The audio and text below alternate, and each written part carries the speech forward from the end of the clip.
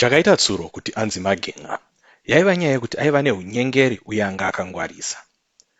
Tsuro akaudza sekuru vake Gudo kuti sekuru, mozouya kumba kwangu ndiri kubika magunanzi tabaraba mutakunanzva.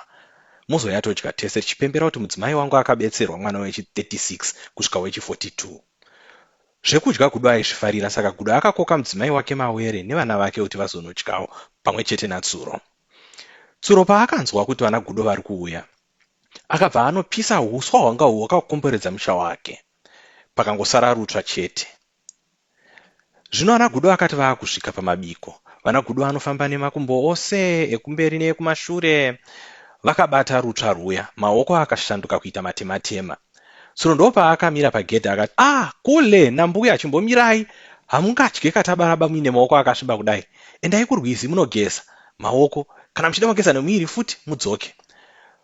Gudo naMawere nemhuri yavo vakati aiwa hapana chakaipa, vakaenda havo kunogeza maoko. Vakadzoka zvakare, asi havana kuchinja mufambiro, saka vakabata zvakare rutsva ruya. Tsuro akamira zvakare pagedhi akati, kule hapana kwamunoenda kana mune maoko akasviba kudai. Gudo akadzokera unogeza maoko sezvaanga audzwa pakutanga, asi paakazodzoka rwetatu anga angwarira manje, anga akufamba nemakumbo ekumashure chete, asi ndopaakaudzwa naTsuro kuti mafitlongo ose anga apera. Izvi zvakaita kuti Gudo naMawere nevana vavo vose vange vakatsamwa pavaienda kumba. Musi uyu vakarara nenzara nekuti vaitemba kuti vachazadza matumbu nechikafu chekwaTsuro. Zvisinei, Gudo akazofungawo zano rekudzorera Tsuro. Gudo akakoka Tsuro kumabiko aizoitika kumba kwake. Tsuro akauya achifara singaite nemudzimai wake nevana vake vanga va52 panguva iyi.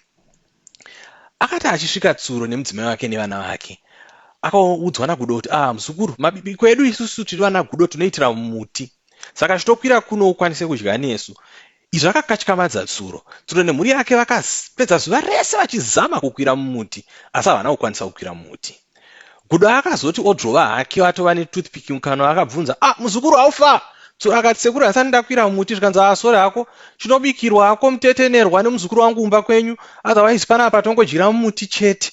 Tsuro akaenda kumba kwake achichema zvisingaite, achiti ndichazovatsiva chete sekuru Gudo.